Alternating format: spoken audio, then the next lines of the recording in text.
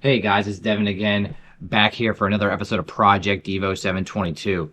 Today, we're going to be talking about a sequel to one of my follow-up videos, to another video that I have. So this is technically a follow-up to that one, the Let Subaru Cook video. Let's just put it this way. Subaru is cooking right now. They are on fire. Last week was the first practice for the Super GT and the Super Taiku series over in Japan. Those couple series there are R&D series for manufacturers. But I'll get into some of that. We'll get into where to follow these pages. On Instagram, we're going to get into a couple people that are following them and that do post up about them a lot. We're going to get into those guys as well. I'm going to go on here. I'm going to do some screenshots of some screen recordings of their pages, and then I'm going to get links to their pages and then post them in my description so that you guys can go follow them. So I'm not sitting there just taking credit for their material. I'm actually sitting here just trying to push people towards their pages. Let's get into it. So really, really exciting stuff here. This STI and Subaru are out there the last weekend doing the Super Taiku testing and the Super GT testing.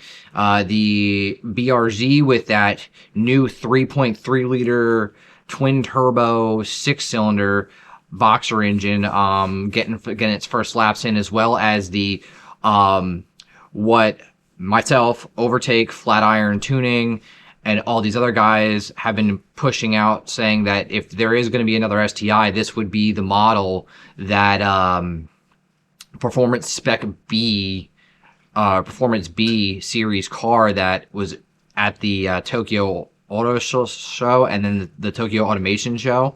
That car is actually on the race car form, is actually on the track this weekend doing testing. So this series is basically used for R&D for street, because it is a R&D series. So this is some exciting stuff, guys. This could be what we are looking at in the future. We might not see these vehicles at all. I highly doubt we're going to get a 6-cylinder twin turbo BRZ, but that'd be freaking cool to think. It's fantasy at this point. But this hatchback Impreza cross-platform looking WRX thing moving around is pretty cool. I'm going to show this clip coming up here shortly here of that car actually taking a couple corners here, and you get some nice exhaust tones to it.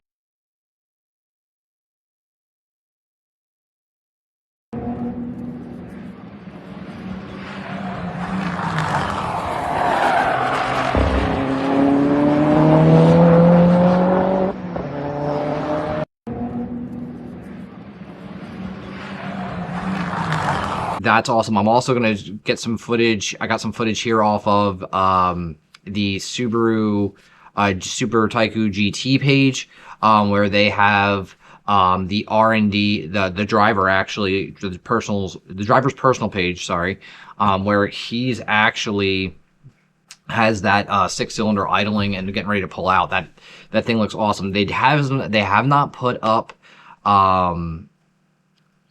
the times or anything yet.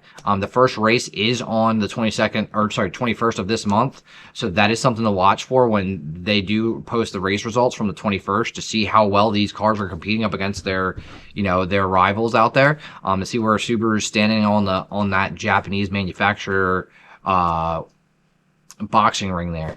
Also, I want to get into real quick shout out here to the guys at Flatirons Tuning and Overtake. Those two guys were right on the money with these maybe these like performance cars we may be seeing thing, especially because they are indirect injected, which means they are looking towards that EPA gas saving thing. They're because realistically on a race car, it's not plausible to even have direct injected or indirect injected. It's more plausible to do direct inject, or sorry, it's not plausible to have direct injection. It's more plausible to have indirect injection because you're cleaning the valves, and you're not going to get that carbon buildup under high heat, high stress. So that's That's something interesting there to check into, which means they are already something for the street. Not saying Subaru's going to bring out a 6-cylinder, not saying Subaru's going to even give us this hatchback WRX STI Impreza hybrid thing that we see rolling around.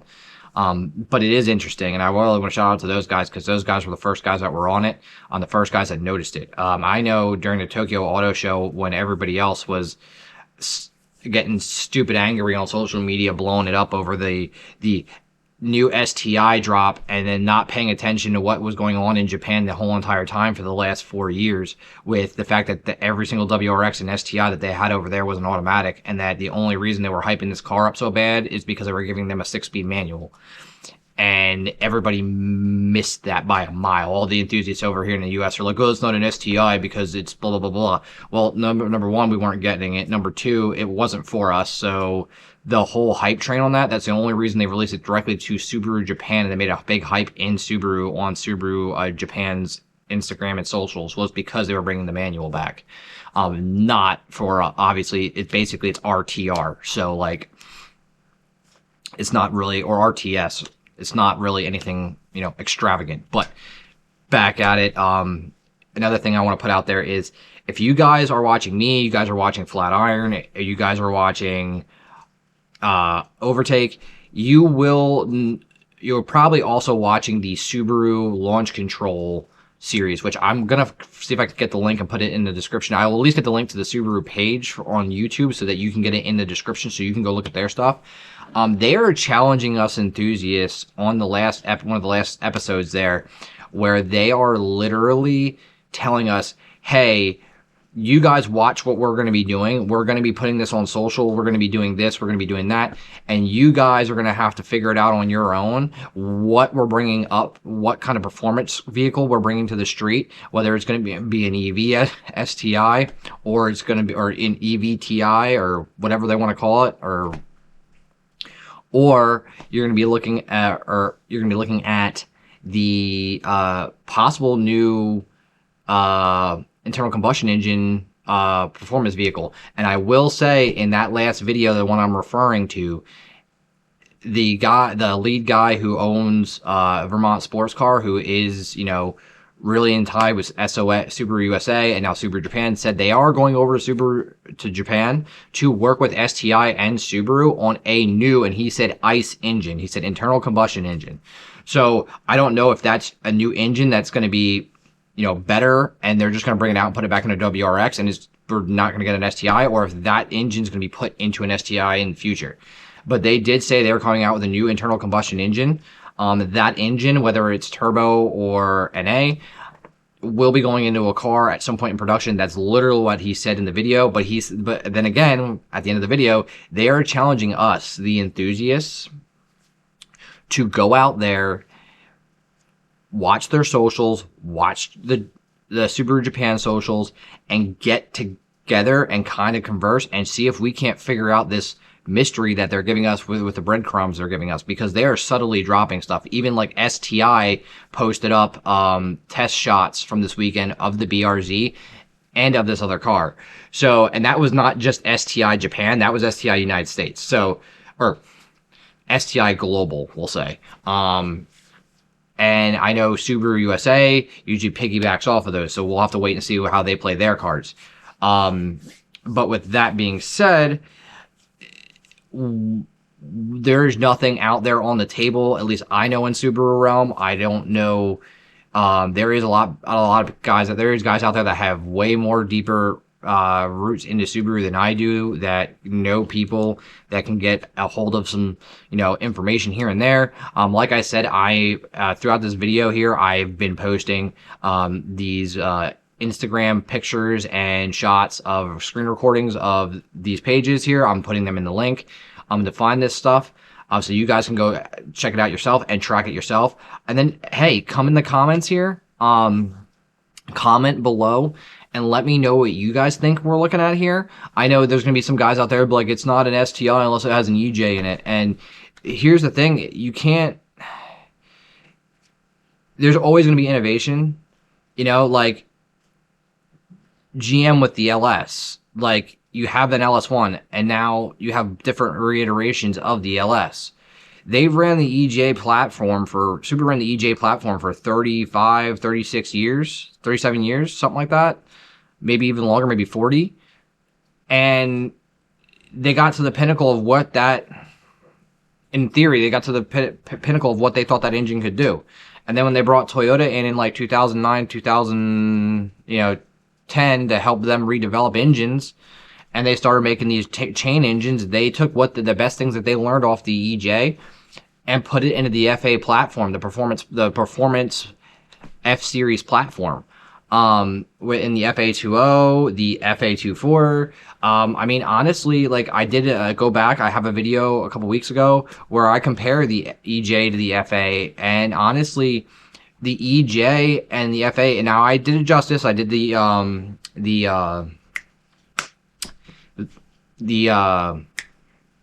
RA block for the EJ 2.57. And I compared it, and yes, they do have the same horsepower range. Then again, you have to take it with crumbs because the tuning on the FA24 is still kind of in its infancy. It's only been around for 3 to 4 years, where the EJ's been around for, like I said, 30, 40 years. So you really got to take it in infancy, but like where the average numbers are coming up at, they're cutting right around the same. Now, I will tell you, in that video, I did call around to different tuning shops in my area, different performance shops, and I gauged what they would cost me to make 400 horsepower, which that's where I set the bar at for just doing a little bit of research to try to get some good numbers.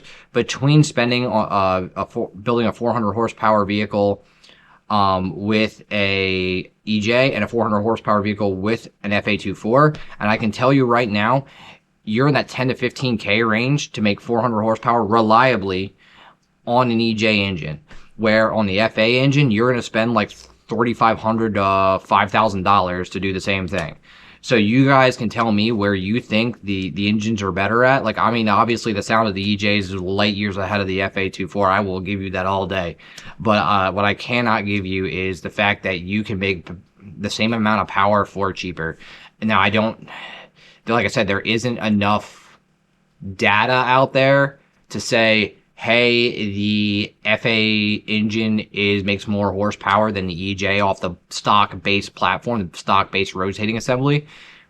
But once we get that data, I really want to do another video comparing it again, and I have a feeling the FA24 is going to make more power at the base setup than the FA or than the EJ 257 ever did with like just your normal bolt-ons and turbo upgrades and stuff like that. Because I think even the RA block, still catastrophic failure on that thing usually ends up somewhere around just below 5 or right around like 515 horsepower, I believe. And I don't think there's a lot of guys out there in the FAs that are really playing with that yet, or if they are, they're not blowing up. So we don't have a good thing. But here's the thing too, you can't, when you're comparing this stuff, you have to take a large quantity of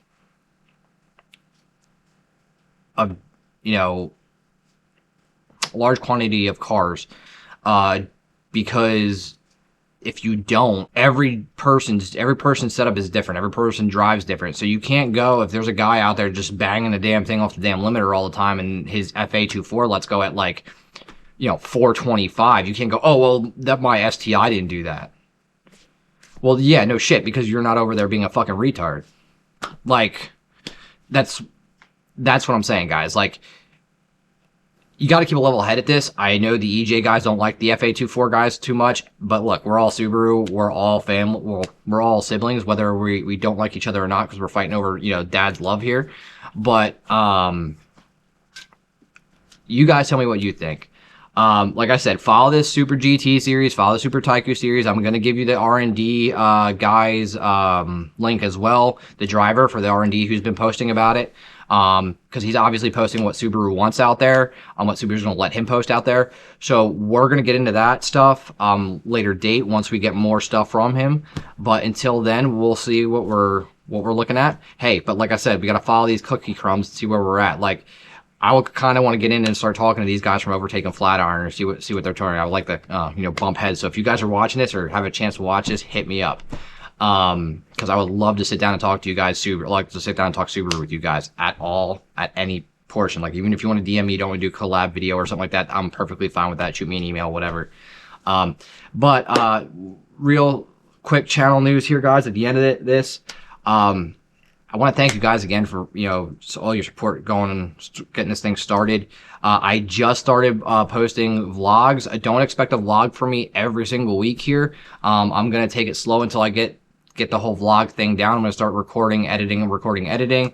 I do have some viewers rides on the table that I'm going to be posting up shortly here. I'm not sure if I want to do them as part of the normal Project Devo series where I'm dropping them on a Sunday, or if I wanted to give them their own day, kind of like my vlog I'm doing Thursdays at 7 when I do drop them. So you're probably looking at a vlog maybe every other week or every 2 weeks or maybe twice a month until it gets rolling. If the vlog takes off, I will do a lot more of those vlogs. If you guys want to see that, let me know. It's going to be a lot of me cruising around with the Subaru Club, going around to local car meets, stuff like that. Nothing crazy. And then eventually in that vlog too, you'll see my WRX build. When I go shooting for like 350-ish to the ground just for street use. I'm not tracking the thing or anything like that. I'm just building a fun car. I'm, in my mid 30s. I'm not trying to have a race car at the moment, at least until I get some more money. My wife ain't threatening a divorce if I spend a couple grand on mods and crazy shit. So with that being said, guys, like, follow, subscribe, check out the vlog video I just posted last week. Check out some of the past stuff. If you like what you see, comment, follow me on the other socials, TikTok, Instagram, and we'll see you next week.